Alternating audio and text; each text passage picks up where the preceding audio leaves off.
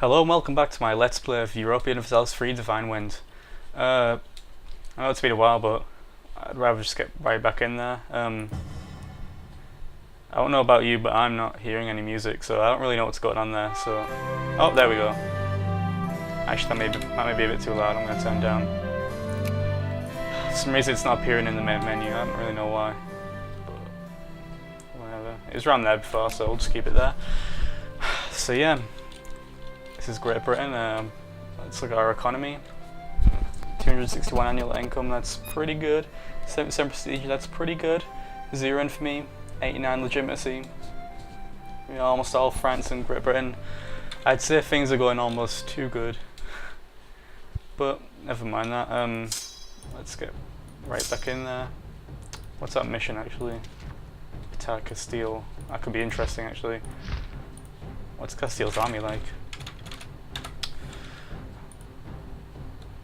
Okay, we're at 61,000, they're at 54,000. Well, that could be quite fun actually. We'll probably get around to doing that since there really isn't any more viable targets. You know, going further east means entangling with the Holy Roman Empire, and that means that's nothing really good comes from that unless you're already in the Holy Roman Empire or you're the leader, which means no one automatically intervenes. But yeah, and maybe go south in Italy because these northern Italian provinces are really wealthy, but they are kind of also part of the Holy Roman Empire. So you've got the Imperial map mode. Yeah, you can see like all of northern Italy is completely in the Holy Roman Empire, and that's generally you don't want to attack into it unless, well, unless like say I was attacking someone like, you see Poland, the Poland's territory there, like then they might not be, even though they've got provinces with the that are in the Holy Roman Empire, they're like not a member state, so no one automatically goes and joins them. That's the only case where it's kind of okay, unless you got a serious advantage, which we kind of do, but it doesn't matter. Yeah, hopefully you know what I mean, like just try and avoid it. So generally you might want to go further south into Spanish territory because Spain's really our only long-term enemy, because I think me and Spain are going to be the only big players in like the whole colonizing America sort of thing. Well, Naples might, but you know they won't be anywhere near as powerful because they don't have such a they won't have as strong of an economy, so they won't be able to spot as many colonies and things like that. So yeah, okay. So here we can build province improvements. Maybe we should since we got 5,000 gold. Any build. Hello and welcome back to my Let's Play of Europa Universalis 3 Divine Wind. I don't speak mal, let's get right in there. There we go, the music's kicked in. I thought I wasn't going to come in then. Kind of annoyed because I've just been recording for like the past 10 minutes, but it turns out I didn't click the record button for some reason. I thought I did, but I guess not, so I spent like wasted 10 minutes of my time explaining stuff, and then I didn't even play much of the game, so it doesn't even really matter. But yeah, as you can see, our economy's great, prestige is great, free stability, manpower's great, no infamy, high legitimacy. We're pretty much in a perfect spot right now. Our mission right now is to attack Castile, so I'm going to do that pretty soon. I don't have a cast a spell life for them, but we'll work towards that. You can see we've got a decision available, Light and Seal the Press. I've probably explained before, but it's not really a good...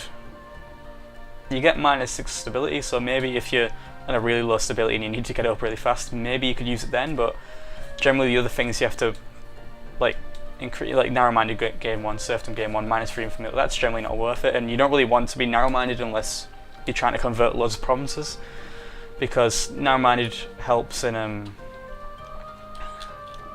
increases the rate at which you get missionaries, so unless you're converting loads of stuff you don't need to be narrow-minded. Generally it's a lot better to be innovative instead. So yeah, we won't do that decision, so it's annoying, but gonna have to live with it. We do have 3 magistrates, so I'll build some trade buildings this time, since it seems to be pretty lacking in trade buildings. They're not even in Paris or London. So, and you can see a trade depot give us +1 trade income, so it's not too bad. Especially, I've got the money to waste anyway right now, so it doesn't matter. You can see we're getting 261 annual income. That's really, really good. I could probably recruit more troops and have a high maintenance cost, and that'd still be perfectly fine. But right now we'll keep it as it is because we don't need more troops right now. We're in a pretty good position. Because you can see if we go to our army count, there we go. Total, you can see we're third, only behind Ming and Pemia. Ming's really kind of a non-issue at this point. I have no dreams of ever attacking them. Bohemia, not really too much of an issue. They're more focused in expanding towards like Russia and Golden Horde and places like that instead of meddling with Western Europe, so they won't be a problem really. Castile's the only problem we've got right now, which is, see, their army is 54,000. That's not as much as us, but it's still a pretty big threat, especially if they call on, allies along with them.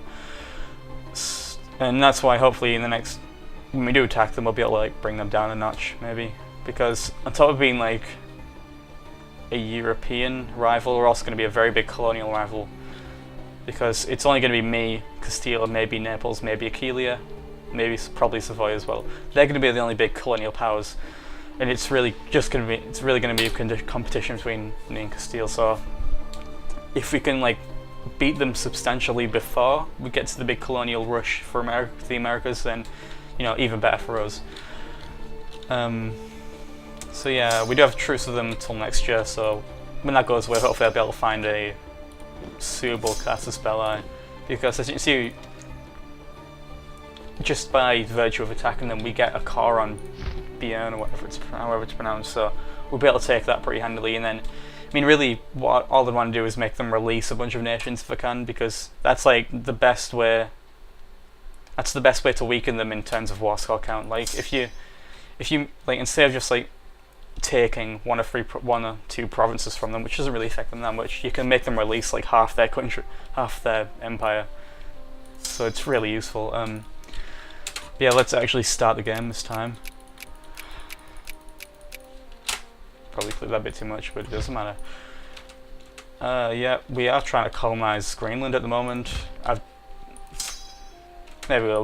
We're clearing out the natives from there because they have no natives have no redeeming features whatsoever. They're just completely less than worthless. You just want to kill them whenever you can. So there we go, we killed the natives and buffed them. That's even better, because there'll be no native uprisings now. So now that that's back, we can send this army back, because all they're going to do is lose men from disease or attrition, whatever. Hang in there, so we may as well send them back where they can actually be useful. I mean, 10,000 field car revolt risk. It's only really southern Spain and some Dutch territory it's going to revolt, so I'm thinking while we're attacking Spain, like, we'll keep them in northern France in case something weird happens. There they are. Don't know why it took me so long. We'll keep them in northern France, and then if the opportunity arises, I might send them down into Gibraltar and stuff, and like, I don't know, wreak havoc. So yeah. In terms of advisors, we're doing pretty well. Actually, we probably should get rid of him because we don't need him. We've got 5-star land tech investment and a 3-star yearly army tradition. That's pretty good.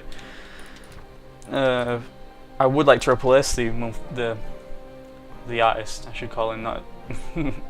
I shouldn't name him after the bonus of the cave that too long. Yeah, we'd like to replace him. We've only got 50 cultural tradition. That's not really that high. Do we have patron of the arts? No, we don't. I might get that next. It depends. So our cultural tradition is actually like going down every year, and that's not very good. So yeah, I won't be able to replace them for a long time yet. If you want like a decent 5-star. I mean, you can see the list of replacements are pretty weak. I'm not exchanging them then. But anyway, it might be useful in the future if I have stability drops for whatever reason. Probably because of a comet. That's 90% of the time that's what happens. So he'll be sent there. We have a 70,000 army there. Another 70,000 army. I guess I should send this guy down as well, because we're going to need everything we can, because Spain do have a pretty big army. And, well, yeah. They're on Land Tech 9 and we're on Land Tech 8 even, so it's, it's going to be even a harder fight for us. What's going on with Savoy? Oh, my land's invading them. Nah. Wait, is Savoy my ally? No, they're not. I don't really care then. We can be Defender of the Faith. I think I'll do that actually. So if you've got the money, it's always nice being it.